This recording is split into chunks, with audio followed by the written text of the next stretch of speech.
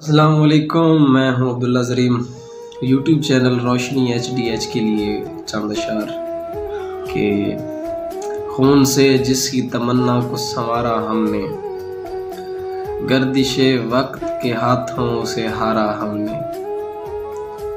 रात आ पहुंची इधर आए शरीके खलवत, दिन तो साए की रफाकत में गुजारा हमने। मिटने वाले ही न थे अहदे गुज़िश्ता के नकूश, मिटने वाले ही न थे अहदे गुज़िश्ता के नकूश।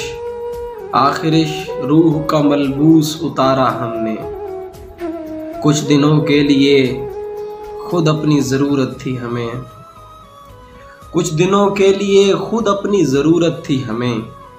खुद को उस शख्स से मांगा है उधारा हमने, और गौर से देख ये आवाज़ पे खूनी धब्बे, गौर से देख ये आवाज़ पे खूनी धब्बे।